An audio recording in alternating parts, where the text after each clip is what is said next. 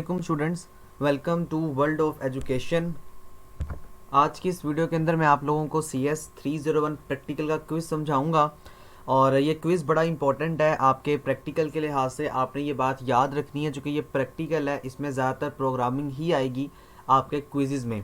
Theory भी होगी लेकिन ज़्यादातर प्रोग्रामिंग आपके इस वाले क्विज़ में आ रही है। स्टार्ट करते हैं अपना क्विज़।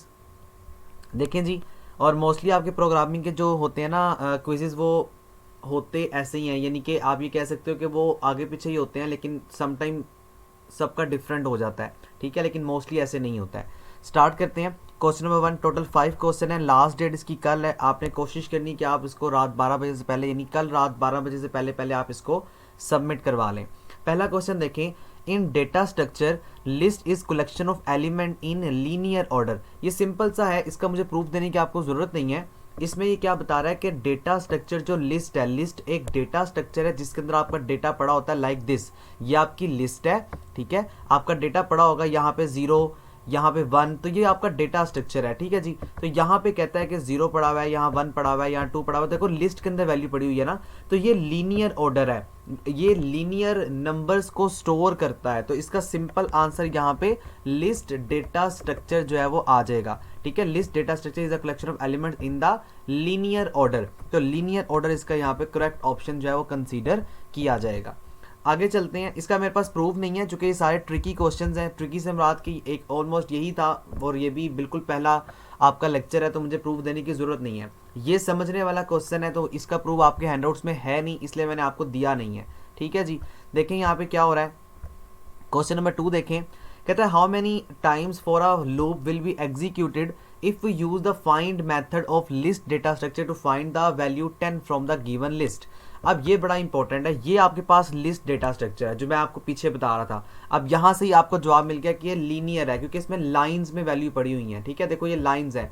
दूसरे क्वेश्चन में वो आपको कहता है कि अगर आपने 10 वैल्यू को ढूंढना है तो आपको फाइंड मेथड कितनी दफ़ा काम करेगा। इसका बड़ा सिंपल जवाब है। देखो ये ना आपको जो नज़र आ रहा है ना करंट, करंट का मतलब होता है कि आप इस टाइम 5 के ऊपर खड़े हो, यानी यहाँ पे आप खड़े हुए हो, और ये जो साइज है ये भी आपके क्विज में आता होता है। ये जो साइज है वो आपने बताना है। तो करंट यानी साइज जो है ये क्या है जी, साइज आपका है 5। टोटल एलिमेंट्स भी 5 है, 1 2 3 4 5, और करंट भी आप यानी इस 5 वाले पोजीशन के ऊपर खड़े हुए हैं, ठीक है जी। अब आपने बताना यह है कि आपने इस पूरे नंबर में, यानी यहाँ से लेके यहाँ तक आपने 10 वैल्यू है, यानी 10 नंबर है, उसको ढूंढना है।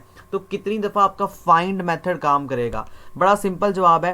पहले वो 1 पे देखेगा, 1 पे 2 है, यानी ये जो 1 2 3 4 5 है ना, ये नीचे वाला जो आपको नजर आ रहा है ये मेमोरी का इंडेक्स है, यानी ये मेमोरी के नंबर्स हैं, ठीक है। और ऊपर जो है ये आपकी करंट वैल्यू है। तो पहले वो मेमोरी 1 यानी मेमोरी के सेल 1 पे जाएगा, वहाँ 2 पड़ा हुआ है, फिर 6 पे जाएगा, वहाँ पे क्या पड़ा हुआ है जी, यानी 2 वाले नंबर पे 6 है, फिर 8 यानी 3 पे जाएगा तो वहाँ 8 पड़ा हुआ है, फिर उसके बाद अगले वाले पे जाएगा तो वहाँ 9 पड़ा हुआ है, फिर 5 पे जाएगा तो वहाँ पे 1 पड़ा हुआ है। तो यहाँ पे आपको समझ आ रही है कि यहाँ पे तो 10 है ही नहीं। तो इसका मतलब है कि आपका टोटल फाइंड मेथड 5 दफ़ा, यानी जितने आपके टोटल नंबर हैं उतनी दफ़ा आपको आपके क्विज में 6 दफ़ा आ सकता है, 7 दफ़ा आ सकता है। तो आपने वो बात याद रखनी है। और फ़र्ज़ कर लो कि अब यहाँ पे इसके अगले नंबर यहाँ पे 10 पड़ा होता और यहाँ पे नंबर था 6, तो इसका मतलब है कि यहाँ पे इसका राइट ऑप्शन आपके पास 6 होना था कि भाई ये 1 2 फिर 3 फिर 4 फिर 5। तो उसने 5 दफ़ा इसको तलाश किया और छठे वाले पे जाके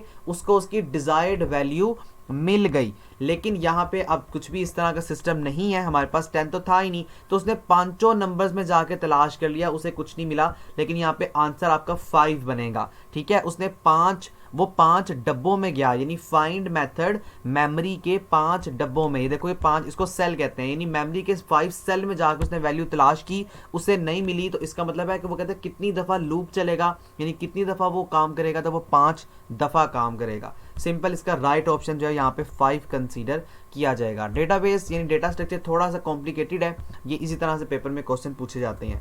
अच्छा जी आगे देखें, आगे कोड है। What will be the value of second element of x after the execution of a given code. पहले आप कोड को समझें, उसके बाद आपने वैल्यू बतानी है, और पेपर में यही ज़्यादा आता है। इंट मेन यानी जो आपके प्रैक्टिकल के क्विज़ेज हैं, सॉरी, उसमें पेपर में तो डेफिनेटली आएगा। इंट मेन अब देखो क्या कहता है, इंट x इक्वल टू 3। अब ये आपने याद रखना है, ये मेमोरी का इंडेक्स है जो आप CS201 के अंदर पढ़ के आ चुके हैं। जहां पर भी लार्ज ब्रैकेट्स होंगी वो मेमोरी का इंडेक्स होगा। फॉर लूप लगाइए आपने, for int j equal to 0, j less than 3, j plus plus, ये फॉर लूप का सिंटैक्स है, इसको याद कर लें। एक्स जे कहता है 2 को मल्टीप्लाई करो j के साथ, ये सिर्फ एक रिटर्निंग पॉइंट है, यानी ये आपको एक कंफ्यूज करेगा, इसको आपने नहीं देखना। आपने सिर्फ क्या काम करना है जी, आपको कह रहा है कि जो फॉर लूप है यहां से आपका क्वेश्चन बना हुआ है कि फॉर लूप पे आपने ये बताना है कि कितनी दफा आपका ये जो x है उसका सेकंड एलिमेंट कौन सा होगा। तो देखो इसका बड़ा सिंपल जवाब है, what will be the value of second element of array after the execution of this code. आपको 0 से आप स्टार्ट कर रहे हो, 0 फिर 1 और फिर 2, ठीक है। तो यहाँ पे आपने बताना है कि सेकंड एलिमेंट कौन सा है। हमेशा आपने बात याद रखनी है कि अरे जो है ना वो स्टार्ट होती है हमेशा 0 से, तो 0 के बाद 1 आपका सेकंड एलिमेंट है, तो इसका जो राइट ऑप्शन बनेगा वो ये 1 बनेगा, ठीक है जी।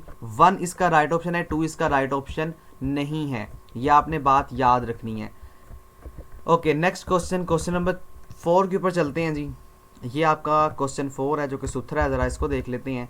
ओके, क्वेश्चन नंबर 4 में भी कोड है और क्वेश्चन 5 में भी कोड है। क्वेश्चन 4 में देखो कहता है what is the output of the following code. अब सिंपल आपको बता रहा है कि इसका आउटपुट क्या है, ये भी बड़ा आसान क्वेश्चन है।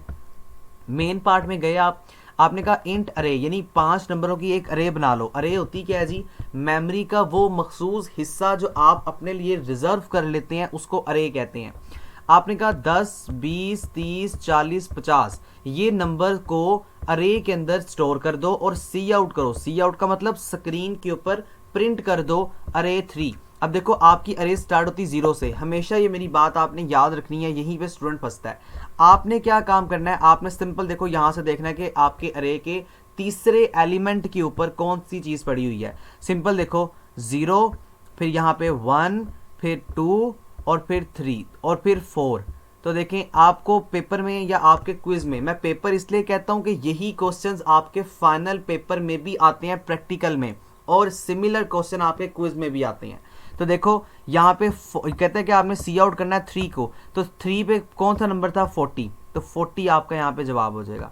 अगर आपको आपके क्विज में या आपके पेपर में दोनों में ये पूछा जाता है कि 4 पे नंबर बताओ, तो 4 पे 50 पड़ा हुआ है, आपने 50 बता देना है। अगर कहता है कि आप 2 पे बताओ, और ये आता भी है, किसी का 2 पे आ रहा होता है, किसी का 3 का, किसी का 4 का, तो आपको पता होना चाहिए कि 2 पे ये 30 पड़ा हुआ है, तो आपका उस केस में जो जवाब होगा वो 30 हो जाएगा, ठीक है। तो आपने ये छोटी छोटी बातों को याद रखना है, यही आपके फाइनल ईयर के यानी फाइनल इसके टर्म के आ रहे होंगे जो आपका क्वेश्चन बनेगा, ठीक है जी। और लास्ट क्वेश्चन है आपका क्वेश्चन नंबर 5। इसके पहले मैं आपको एक चीज़ मजीद बता दूं कि आपका प्रैक्टिकल का मिड टर्म नहीं होगा, फाइनल टर्म में आपका सिलेबस 1 से लेकर 45 तक होगा, तो आप लोगों ने लेक्चर्स अच्छे तरीके से ज़रूर सुनने हैं। क्वेश्चन 5 जो कि लास्ट क्वेश्चन है, कहता है what does the following method do for a given link list class. अब वॉइड ट्रांवर्स, ट्रांवर्स का मतलब है कि ट्रांसफर्स कर रहा है, यानी ट्रांवर्स के एक फंक्शन है जो कि फंक्शनैलिटी को परफॉर्म कर रहा है। मैं थोड़ा सा इसको जूम कर लेता हूँ ताकि आपको विजिबिलिटी ज़रा सही हो जाए। ओके, 5 पे चलते हैं। राइट, देखें क्या कहते हैं आपको, नोड, नोड क्या होता है, वो जो नंबर हमने पीछे पढ़े हैं इसको नोड कहते हैं। हम दोबारा चलते हैं, ये देखें ये जो आपको नजर आ रहा है ना 2 6 8 9 1 ऊपर वाला, इसको नोड कहा जाता है, इसको आपने याद रखना है। अच्छा जी, देखें क्या कहता है कि जो आपका नोड है, save current node, current node में आप वैल्यू सेव करते हो और एक लिस्ट करंट नोड को क्रिएट कर रहे हो, फिर आप कहते हो जी, यानी कि उसको आप वहाँ पे वैल्यू को असाइन कर रहे हैं। जो आपका करंट नोड है वो आपका हेड नोड है। हेड नोड क्या होता है ये आप लेक्चर सुनेंगे तो आपको समझ आएगी। मैंने CS301 के लेक्चर बनाए हैं, पूरी प्लेलिस्ट का लिंक मैं आपको डिस्क्रिप्शन में दे दूंगा। देखें करंट नोड में आपने हेड, जो आपका करंट नोड होगा वही आपका हेड नोड होगा। फॉर लूप लगाते हैं आप लिस्ट के साथ और इंक्रीमेंट करते हैं। कहता है ये फंक्शन क्या परफॉर्म कर रहा है, तो ये डिस्प्ले कर रहा है वैल्यूज को, क्योंकि आप इसमें नोड की बात कर रहे हो ना, तो आप ये कहते हो कि मेरा जो करंट नोड है वही मेरा नोड आगे फर्दर हेड नोड बन जाएगा। तो आप अपने नोड को डिस्प्ले करवा रहे हो। नोड होता क्या है? नंबर होता है। तो इसका मतलब है इसका राइट ऑप्शन है display the value of node. तो ये दोनों बातें आपने याद रखनी है। Display the value of node इसका राइट ऑप्शन जो है वो कंसीडर किया जाएगा। 5 क्वेश्चन थे, मैंने अपनी भरपूर कोशिश की कि मैं आप लोगों को फर्दर प्रोग्रामिंग के मैक्सिमम कॉन्सेप्ट जो है वो बता सकूं। अगर आप लोग किसी वजह से अपना क्विज नहीं कर सकते, आपको नंबर दिया गया है, आप मेरे नंबर पे कांटेक्ट करें, मैं इंशाल्लाह आपको पेड क्विज की सर्विस प्रोवाइड कर दूंगा। थैंक यू सो मच जी। वर्ल्ड ऑफ एजुकेशन को सब्सक्राइब करना मत भूलें। इंशाल्लाह फाइनल टर्म और मिड टर्म की तैयारी आपको इसी चैनल पर मिलेगी। Thank you so much. दुआओं में याद रखें। अल्लाह हाफिज़।